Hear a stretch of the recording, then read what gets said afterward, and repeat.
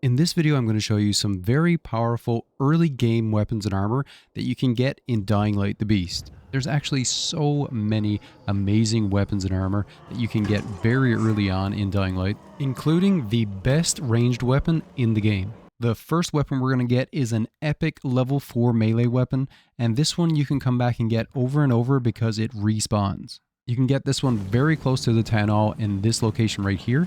You're just looking for these stairs, and as soon as you go down there, there's a small little hallway, and you can get the weapon right on the bench in this hallway.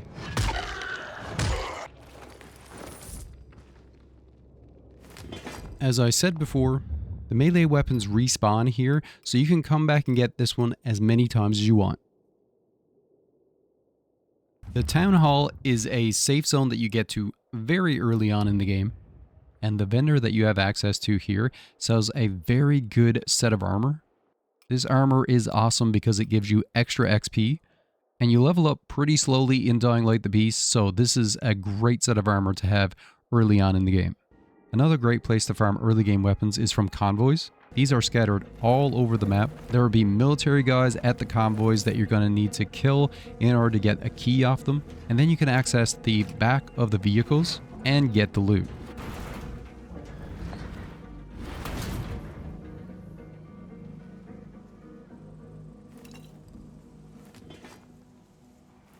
Another spot that you guys should definitely loot are dark zones. Dark zones have some of the best loot that's in the game. For instance, the Library Square apartment has some heavy pants, and these have the highest armor in the game.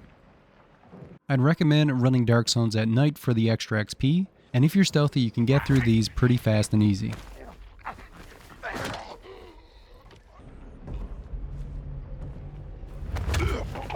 You can also find a heavy chest piece in the Station Square apartments. And both of these dark zones are also very close to the town hall, two early game areas with some excellent loot. Now let me show you where to get possibly the best range weapon in the game. For this one you need to go quite a ways away from the starter area. Even though you don't have this part revealed early on in the game, you can still look at the map and see where the roads and stuff are. So we're going way out in this location here, and if you look closely right here, you can see that this says Pembroke. So in this location right here, just off the word Pembroke, we're going to put down a waypoint, and then we're going to go find ourselves a truck. Once we get in a vehicle, we'll get arrows that will direct us straight to our waypoint. So it makes it much easier to get to this location when you're in a vehicle. Avoid running into zombies as much as possible because you don't want your vehicle to blow up along the way.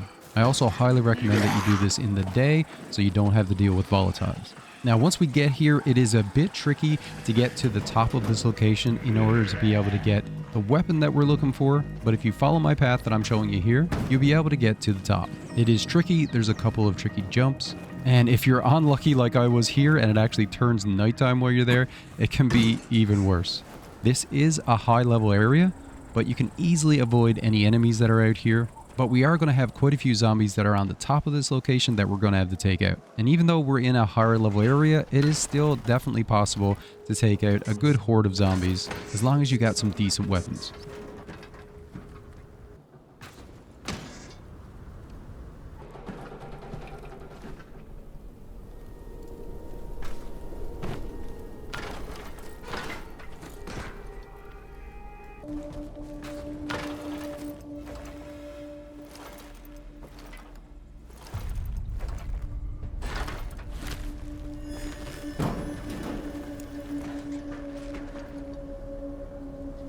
While you're making your way up here, make sure when you come across these ladders, there's going to be 2 along the way. Make sure that you knock them down so that if you fall, you've got a way to get back up quicker.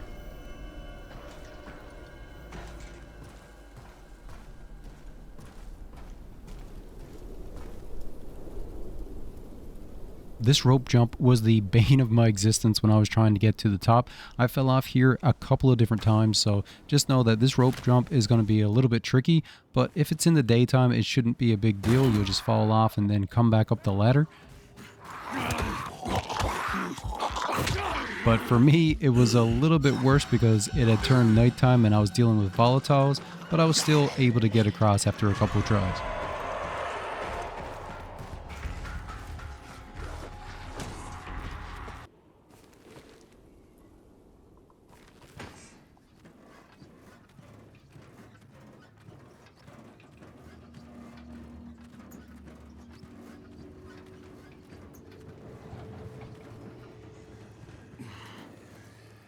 As you can see, there is a small horde of zombies up here, so it can be pretty dangerous. But there are propane tanks around that you can explode to take out a chunk of them at a time. But just know, once you get to the top, there's quite a few zombies that you're going to have to take down before you can get this weapon.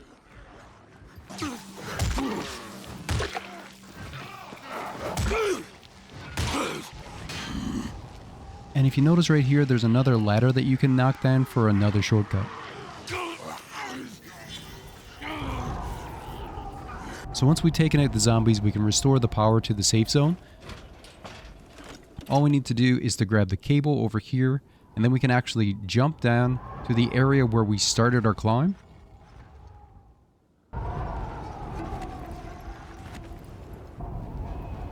And then connect the cable down here. But before you do this, make sure you have both of the ladders knocked down so you have an easy way to get back up. And of course, you can also just take the ladders down if you want to be safe.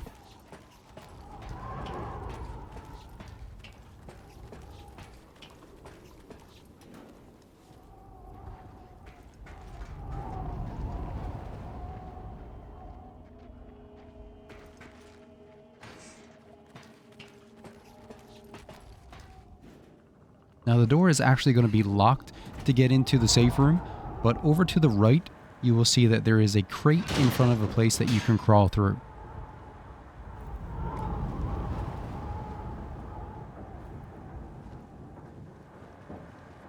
Crawl through, and then inside we can turn on the power. On the workbench, we're going to be able to get the blueprint that we're looking for, and this is going to give us the Sawblade launcher. You can see this has a crazy amount of damage. It is excellent against bosses. This is very easy to craft early on in the game. The only difficult thing that you might be looking for is possibly batteries. But luckily, close to the Town Hall safe zone, there is a dark zone called Mega Store America, and you should be able to find all the batteries that you need to craft this weapon.